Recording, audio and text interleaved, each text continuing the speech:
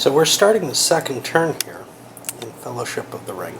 Yeah, I know I'm moving slowly and explaining a lot, but I think it's a really cool story that the game generates. I also think it's going to be over soon, the way it is. The evil player opens up, well, as we get into the movement phase, with a increased EP information, which restricts the Fellowship player to only placing one rumor counter in each space. They've decided to split into 3 groups, which means that at least 2 of those are real. Everywhere else, they've generated 1 extra counter, which is a rumor, but the evil player doesn't really know what's going on for sure. There's a possibility that there's a hobbit out here, but chances are the majority of the hobbits are here. He knows at least 1 split off, though, and doesn't know where that one's going. Alright, I'll start moving with them evil little nasty hobbitses. Given that extra split, the evil players also decided to play a River's Rise card, which means the rivers are only crossable at fords or at bridges or by a boat. That's going to prevent crossings by the Gandalf player, who has not taken any attempt to get a horse or anything, and crossing into the Grey Havens. This is going to make the Fellowship turn much, much more risky.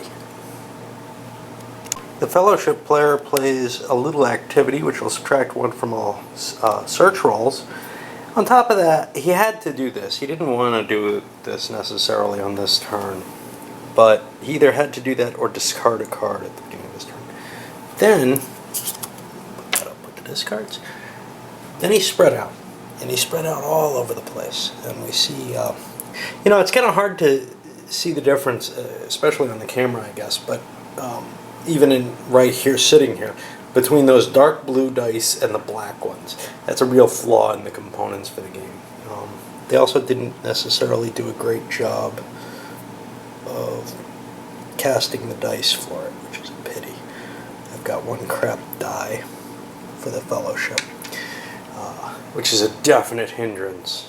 They will be down 1 piece. On the other hand, they can always use one of these as an empty. They're allowed to do that. They're allowed to use those guys as rumors. So unless, they have tons of Fellowship characters on the board, they're probably pretty safe. So everything's spread out, which means whatever that Hobbit split effect is still in play. And there's now 2 groups of Hobbits at least on the board. I ought to leave this out because it affects my next phase. And the Fellowship player got lucky. Only 1 area was searched here, and in a civilized area with -2 to the die roll. Roll was a 4, but civilized area is a pretty easy to hide in, actually. So they were not found, and all those Gandalf sneaks weren't found either. So the evil player is beginning to wonder, do I try to reduce the number of these spaces? Is it really a worry yet? It might be a good idea. I'm going to make some rolls, try to figure out whether or not he's going to challenge any of those. It would really suck to lose a turn, though. So if there's a lone hobbit out there, wow, that's going to hurt. Okay, things are getting a little darker for, this is towards the beginning of the evil player turn. He's put out all these Saruman agents on the board. Now they can all be activated as his 1 activation for the turn. He's allowed to activate 1 non-Saronic thing, and that includes the Fell Beasts to move them up. So if he decides he wants to move them, they've been mobilized and they're going to be moved. This is, to me at this point, a better option than, say, trying to bring one of the dragons into play, which might be a really cool option at other times. It's a shame because if Sauron gets the ring, that's not necessarily a victory, or if Saruman gets the ring, that's not necessarily a victory for Sauron. He has to try to prevent that from happening, but at this moment, it's better to capture it from the hobbits. and then deal with whatever Saruman has after that, especially here in the Shire area. Once you get closer to Isengard, it could be a much, much worse situation if the ring goes that way. All right. I guess we're going to start searching for those hobbits. Now, the hobbits got a free pass last turn, in a sense, because I didn't spawn off all the rumors that Sauron could have spawned. But the one thing he did not do, he activated a Sauronic agent back in Bree as well. He didn't activate either of these, which I'm not sure what that means. So Sauron's chosen his search spaces, and he's taken 3 again, and spread his forces out to try to take best advantage. He's moved the Saruman forces up, including by horse. We'll see what happens. So Sauron got lucky. He succeeded on all 3 of his search rolls. One of them was just a rumor. The other 2 that he chose were not. And this one, he found a man in. He only got 1 pick out of there. This one he found, I believe, 2 hobbits and 3 men. This one looks more frightening, but who knows? Maybe Fatty, Merry, and Pippin all went off on one group. You can't really tell. So the Fellowship player, I'll tell you what they have. They have Fatty in one group and the 4 in the other. And what they did was they ended up playing the 2 free hobbits in this group. So it's 4 and 3. So it was harder to discern. Now it turns out that the group that the Sauron player found with 3 hobbits, as opposed to the one that they found with none, is actually the one that they want to find. And the chances are pretty high of that. But they know these are both real groups. They can't attack, however. They didn't get an effect that allowed an attack. They just got a search. So the hobbit's still sneaking around and not yet out of it. So here we are on the Fellowship player turn, and 2 things happened. One, this group here declared that it was looking for boats, and it actually succeeded. So now this group, which includes some hobbits, has the capability to sail on the rivers. Likewise, this group declared it was looking for boats. Now, to declare you're looking for boats, you have to actually be a group. Therefore, they're able, in this case, to show that they have 4 markers. This reveals a lot down here to the evil player. He knows these counters are all fake. He's pretty sure most of these are fake, but now we've got Aragorn showing up at Bree, which is going to kind of complicate matters. It depends on what's going on. One of these could be the Hobbit, Frodo. Now, we know it's not, but we could have 1 or 2 hobbits wandering around on their own. There's nothing to say that that's not the case. Anyway, we're going to start the Fellowship movement turn, and what next turn is when Glorfindel comes in, and that gives a little bit more power over here, I believe, giving the Fellowship the chance to start mobilizing the forces that are at Rivendell. Because right now, things are pretty questionable. We're not seeing that initial rush through Bree, etc., as being very likely. Unless, of course, the Hobbit's here. But we know it's not. Alright. I still haven't decided what I'm doing and whether or not I'm going to use that boat movement to get down to the havens and strike down through the sea. Thereby, basically something's going to go to sea. And that's going to force the Sauron player to have to activate, at the very least, this piece, and maybe more than that.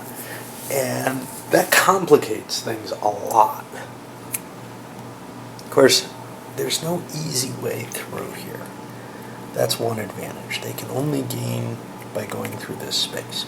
So whatever's here, if it's real, and I don't know if it is or not, if it's real, it's a serious threat to any attempt to go that way.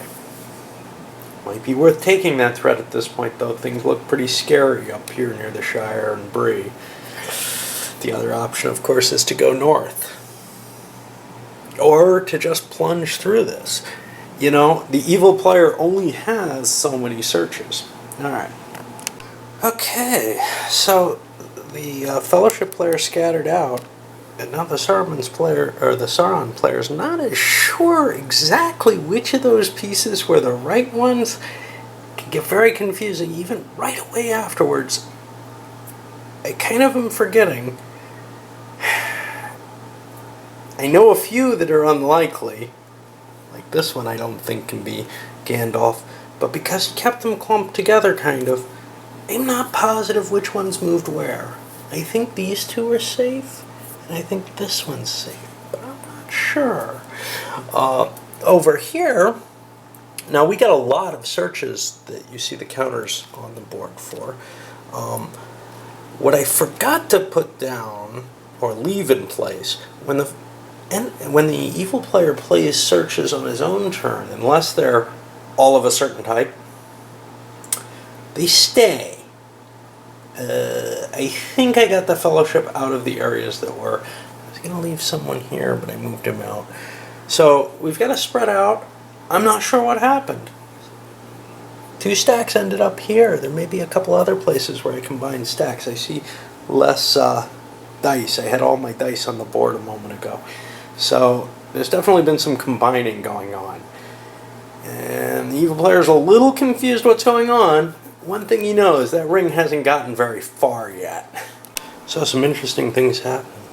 The searches, first of all, they cleared a lot of units off the map. But they revealed 2 forces up here. And this happens to be Aragorn, no question there. 2 forces up there trying to combine. That's suspicious, but you still can't neglect the fact that there might be something here. That's dangerous too. We also discovered something here. And good chance that's Gandalf, no? I mean, what else could it be? So that means all the Gandalf rumors are going to be swept up. I'm going to remove them because they can't affect anything at this point. There's no way that the evil player would not remember that. And if I go to sleep or something, I don't want to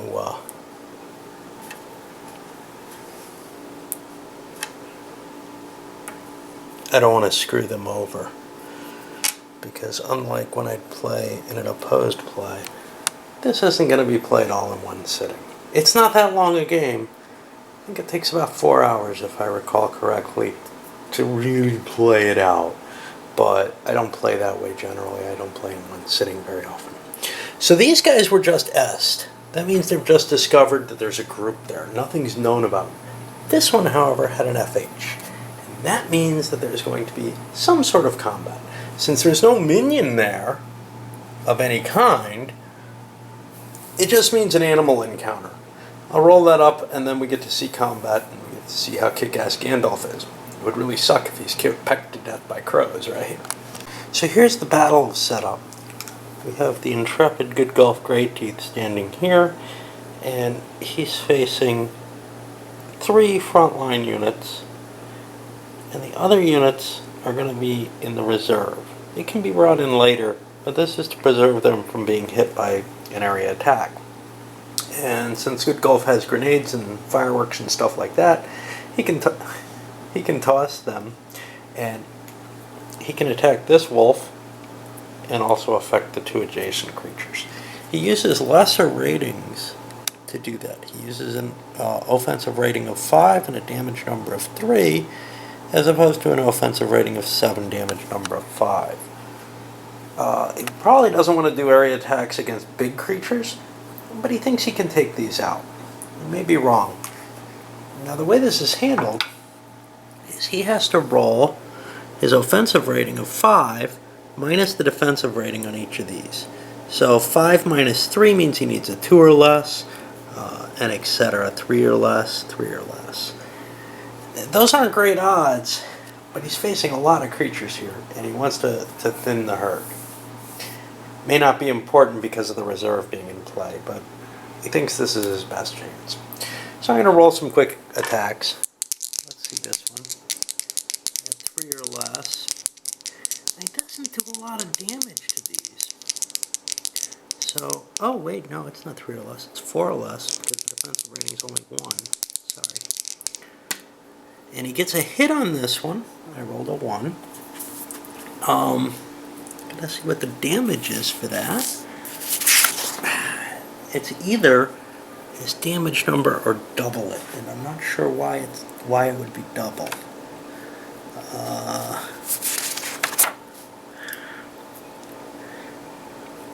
It's greater than 1, and a 1 is rolled by the attacker. Then the defender, yes. So he did double damage, so he did 6 hits to this. It has an endurance of 5, he killed it. There goes a wolf. It'll go back in the deck for random things. Now, for random, you're supposed to shuffle the cards, and they're all different. So you actually have to sort of do that. I simulated that by rolling percentile dice. I think there's 35 or 36 different creatures.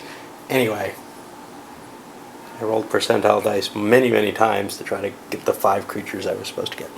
Let's take a look at this one. Defensive roll of 2 means he needs a 3 to hit it. He got an 8, that's a miss, and then the same again. He got a 5, that's a miss.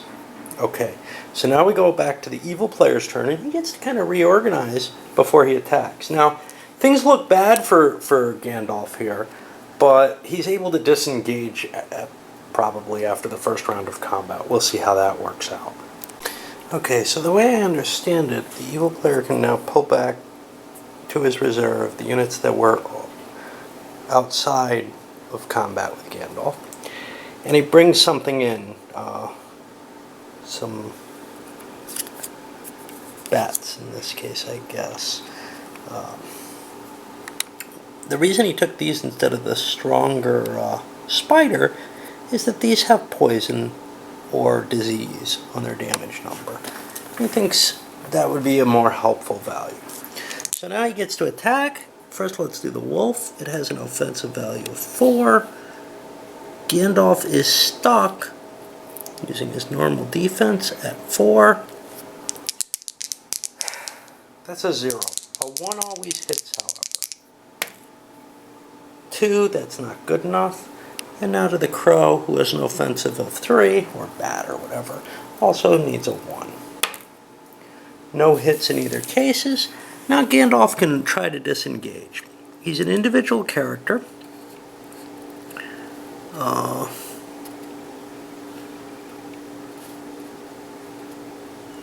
He has to roll less than the sum of the character's offensive and defensive ratings. A 10 always fails.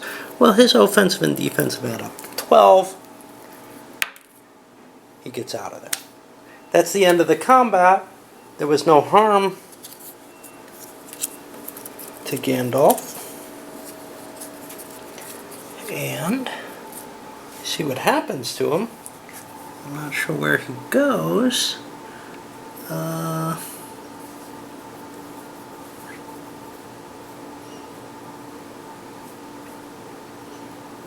He's retreated as a group as described in 8.5. I believe that's going to be into an area.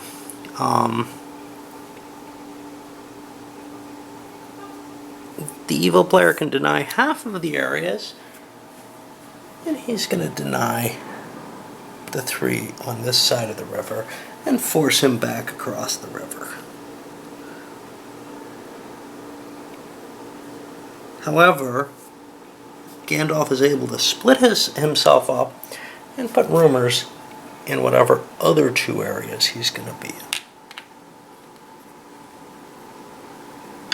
I'll just do that. And you'll see 3 dice spread among these areas at the end of this.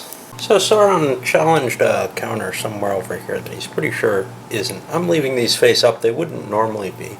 He played for a +2 search marker in the one space that he thinks the hobbits are. Now, whether or not he knows something's there, some hobbits. Whether or not they're in the Haven doesn't really much matter. He can't do anything except look for them there, and it's unlikely to find them. The search table in a Haven is very bad. So, he wants to look where they may or may not be. And his mobilization choices were something here, probably a Nazgul. I mean, why would he mobilize? Just a rumor. And back here, this was the Drake from back here. Now, he could have moved a rumor too, but he'd rather leave as much of these unknown as he can. That Fire Drake, I'm assuming, is a pretty potent combatant. So I want to bring that into play, assuming that it doesn't end here. I played the mighty +2 search on this space. I just want to find them, and I want to fight them, and do what I can with them. Alright, well, I guess I get to look. And I'm on the search table. In the wild, there's a -1 for them being in sneak mode, but a +2 because I took the modifier. So it's a +1. I got a total of 5. And in the wild, a 5 is just an S. I found nothing of value. I know they're there. Well, I knew they were there anyhow. And unfortunately, that's the end of the turn for the evil player. He doesn't really have anything else he can do. No combat, nothing else. And that's going to move us to turn 4. And I'm going to send this one up. And I know I'm taking a long time, but I hope you're enjoying the story on this. I really am.